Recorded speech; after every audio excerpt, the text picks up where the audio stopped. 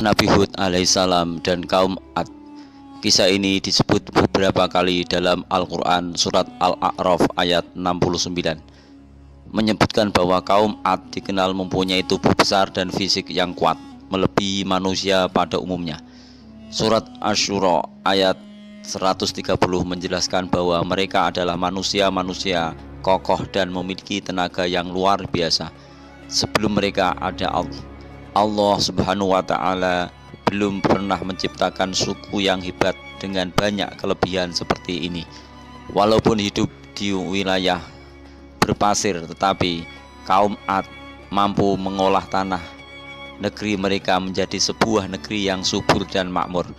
Bermacam-macam pohon tumbuh dan berbuah ranum, kebun-kebun jagung serta ladang-ladang gandum terhambar luas. Negeri kaum Ad disebut sebagai negeri Al-Ahqaf atau negeri bukit-bukit pasir yang terletak antara Aman dan Yaman.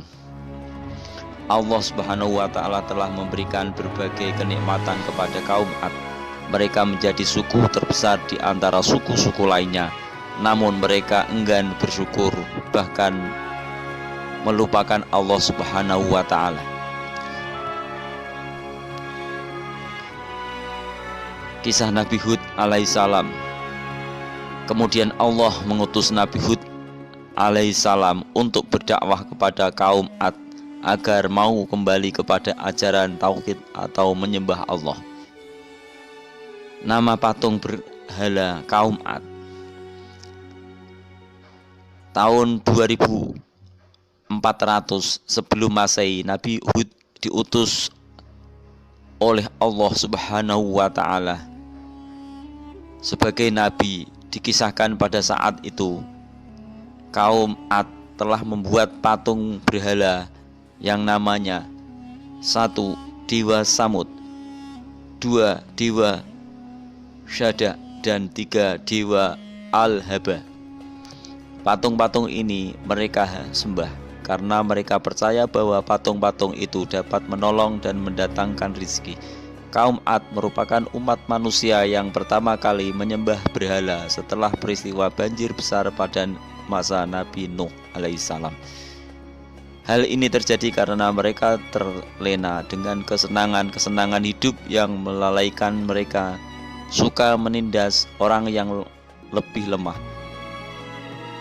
Berbeda dengan yang lain, bersendoguru serta berlebihan dengan gemar bermaksiat. Kaum Ad sehari-hari tinggal di tenda-tenda. Dalam surat Al-Fajr ayat 7, mereka disebut sebagai bangsa Iran yang terkenal dengan tiang-tiang tendanya. Namun mereka juga gemar membangun istana dan benteng dari tanah yang tinggi. Sekali mereka tinggal di istana dan benteng-benteng yang mereka bangun ini. Surat Asy-Syura ayat 129 menjelaskan bahwa kaum Ad memiliki kerajaan yang maju, membangun ribuan istana yang megah dan mewah, berlapis batu-batu mulia, serta dikelilingi pagar-pagar yang menjulang tinggi. Mereka membangun itu semua untuk berlindung apabila ada bencana, sehingga mereka dapat hidup kekal di dunia ini. Kesalahan dan kesesatan kaum Ad. Pada saat Nabi Hud alaihissalam mengajak untuk kembali kepada ajaran Allah Subhanahu wa Ta'ala, kaum Ad, terutama para tokoh masyarakat yang menolak dakwah Nabi Hud dan menganggap Hud telah menjadi gila, bodoh dan berbohong, serta telah sesat karena tidak perlu diajarkan pada pendahulunya, yaitu kaum Ad.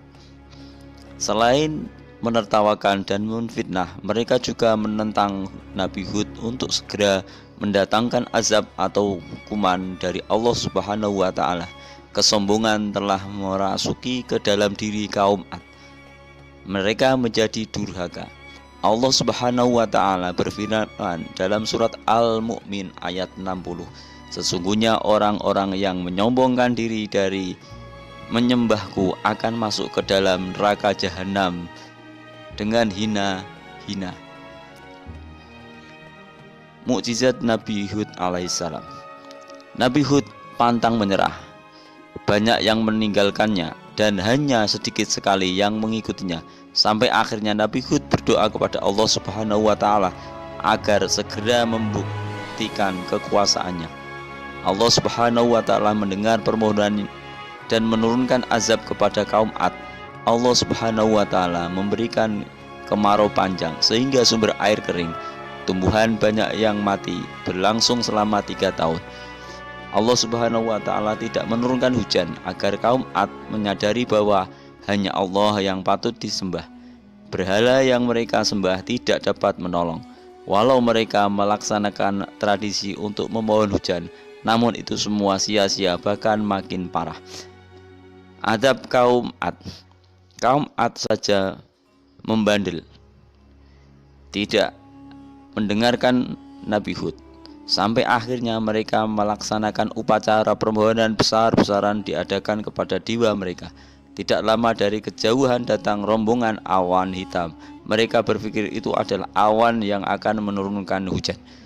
Dugaan mereka ternyata salah. Awal itu ternyata memberikan angin dingin yang mengazab mereka. Semua warga kaum Ad berusaha melarikan diri. Angin dingin yang kencang seperti tornado itu berlangsung selama 8 hari 7 malam, menghancurkan tubuh kaum Ad yang terkenal kokoh. Begitu juga dengan bangunan yang mereka bangun sampai sekarang masih tertinggal sebagai bukti kekuasaan Allah Subhanahu wa Ta'ala. Sementara itu Allah Subhanahu wa Ta'ala menyelamatkan Nabi Hud dan pengikutnya. Mereka berlindung di tempat yang kecil, namun kenyamanan mereka rasakan di sana. Beda dengan kaum Ad yang porak-poranda. Azab kaum Nabi Hud yang sesat hancur semua itu terjadi atas azab yang mereka minta sendiri. Kemudian Nabi Hud dan kaum Nabi Hud hijrah menuju ke Hadratul Maut. Mereka membuka kehidupan baru di sana. Mereka semua bersyukur dan menyembah Allah Subhanahu wa Ta'ala. Nabi Hud pun menetap di sana sampai beliau meninggal dunia.